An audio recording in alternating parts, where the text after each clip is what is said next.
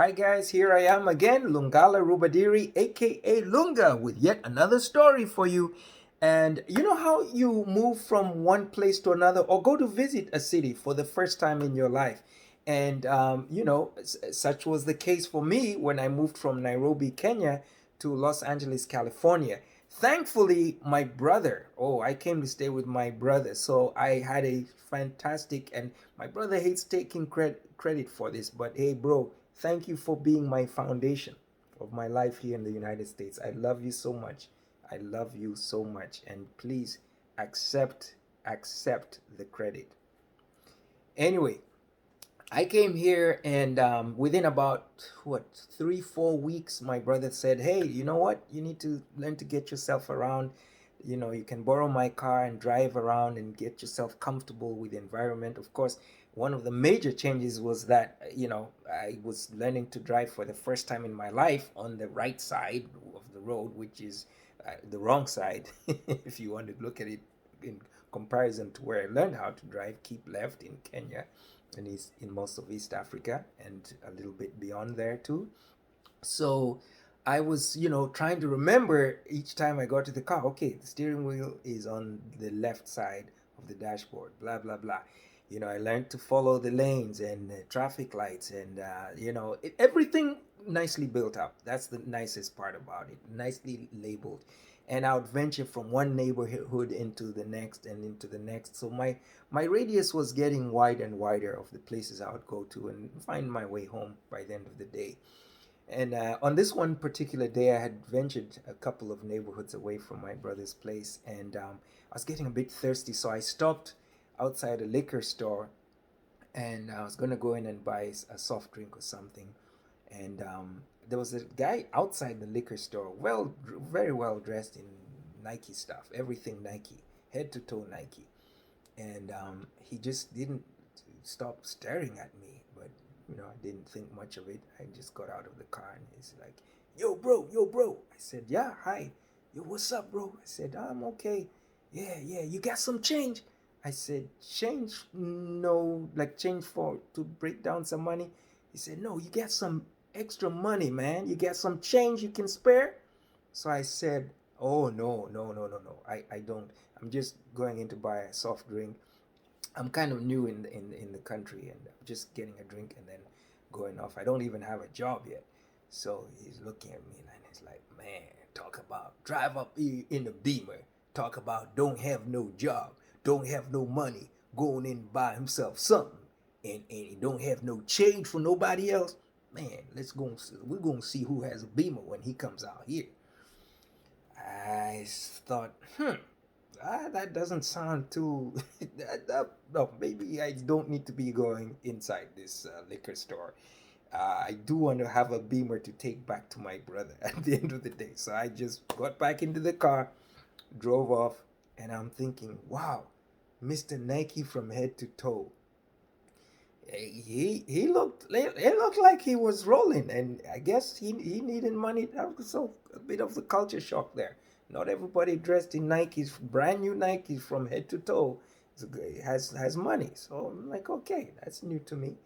So anyway, I keep driving, go into another neighborhood, and I found a liquor store there. Bought my soft drinks without any incident. And then as I was driving around, I saw this big sign that said barber shop, and I hadn't had a cut in 6 weeks or something. I'd been here 4 weeks or so. So I thought to myself, maybe I should try out this barbershop. Parked outside the barbershop. There was an old man sitting in a chair outside the barbershop, and he too just gave me this little nod. I walked up to him and said, hi, do you work in the barbershop? He said, man, I like those wheels, man. I like that car, man. I said, oh, that's my brother's car. I just borrowed it. Okay, so I said, are you the barber? He said, that's right. I'm Cedric the barber. That's me.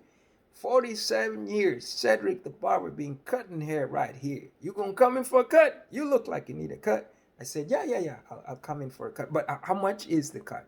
Oh man, what you talking about? You asking how much a cut is, and you just rolled up in a Beamer, man.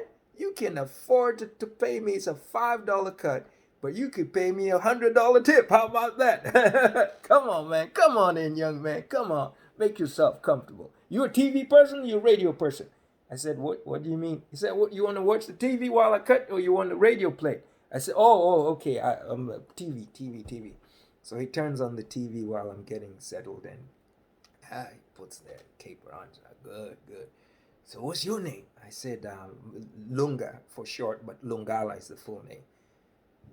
I said, let me say it again. He just looked at me like, what just came out of this young man's mouth? So I said, Lunga for short or Lungala is the full name.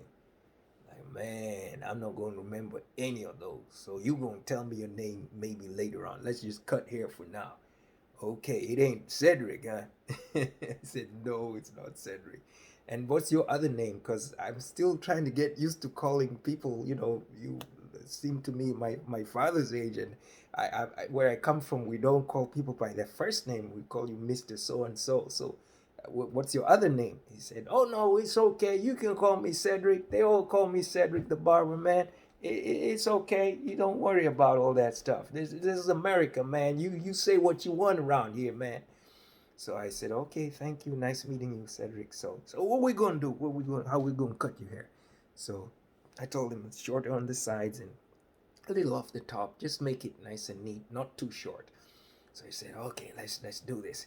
So I thought I was going to be able to see myself in the mirror as he cut, which was what I was used to in Nairobi at the barber. But he faced me away from every mirror that was in the room and he said, okay, we're going to cut like this. I never made a mistake in 47 years. When I turn you around and I'm done, you're going to say, just right. So don't worry. It's going to be a surprise, but it's going to be a good one for you, man. So I said, oh, okay.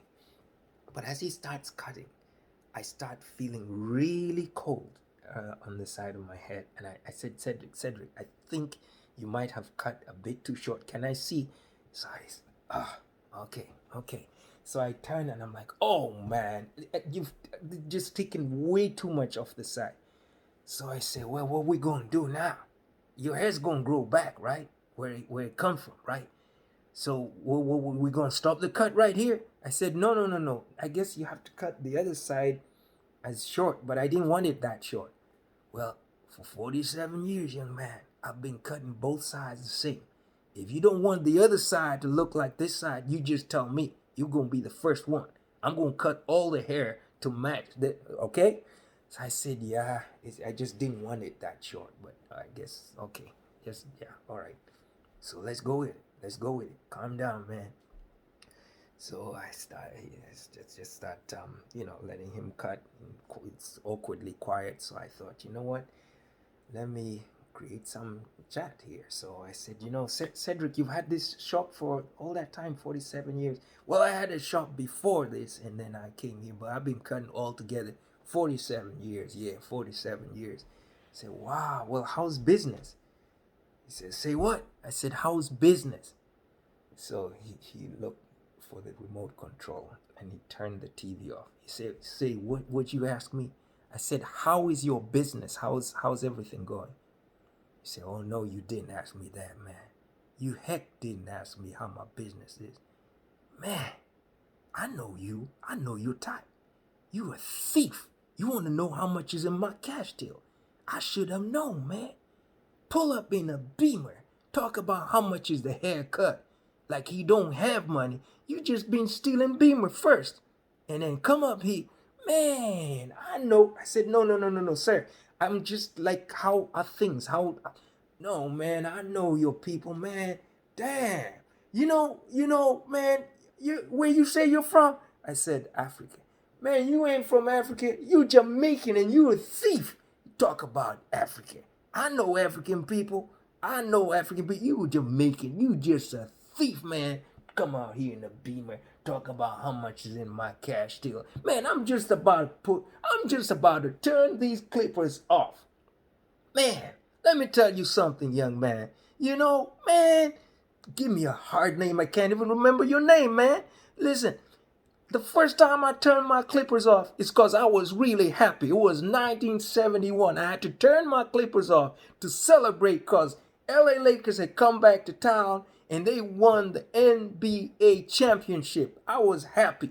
The second time I turned my clippers off, that was 1985 when my friend Cecil, he quit being the barber. I was upset. So I turned my clippers off when I was happy. I turned them off when I was upset. Don't make me turn my clippers off again because I'm fed up with you, because that will be the third reason that I'm fed up and I turn my clippers off. Because some Jamaican thief be come up in here tell me he want his hair short, but then it's too short, so then he doesn't want to have to pay for the cut. That's where you're going with this. I know you. You're going to say you didn't want your hair cut like this.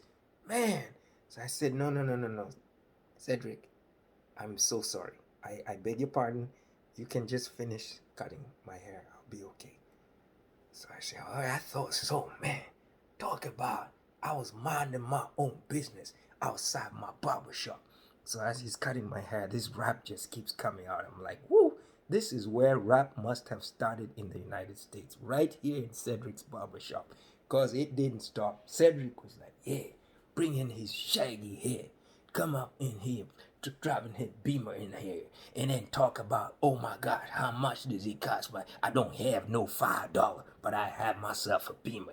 Shaggy low life. No, Jamaican thief. He would cut off his dreadlocks down the street and then come up here, talk about finish off the cut. Because they cut off the dreadlocks down the street, found out who he was. He got out on the run, probably got there cashed till in his car. Man, I know your type, man. Low life. Black on black crime loving low life. That's what you is. Man, talk about he come robbing old man like me. I know you. You come in here trying to pretend to be like Shaka Zulu from Africa. It ain't nothing like that. And try and leave you be Denzel Washington. Not gonna work around here. Damn, I'm not giving you a cut like Denzel cut. We're gonna just let you leave the way you is. Man, damn, talk about people come out here upsetting old man. Choose to rob from the poor folks. Man, go to the rich people. Man. I was like, wow. Okay, the cut is almost done. And in a few minutes, it was done. And I said, thank you, Cedric. Thank you, sir. I appreciate it. I'm very sorry to... I think it was just a misunderstanding here. Don't be telling me about no misunderstanding. You, the man who misunderstand the people, be talk about, I drive a Beamer, but I don't have no first cut in the United States. Man, you probably been here a long time, be ripping off everybody saying you just got here so you get free cut. Man, damn. Bam. You get your nappy hair out of my barber shop, man. Talk about, man, I know African people when I see them. They mellow, they nice, they polite, man. They walk tall, they educated, man. I know Africans when I see them. They kind, man. They honest, man. Ain't no phony Jamaican like you, man. Low class there. Well, man, gee. So I said, wow. Okay, sir. I will be leaving now, and I'm very sorry. I think it was just a misunderstanding here, but thank you so much for the cut, and here's your $5, and this extra money is a tip.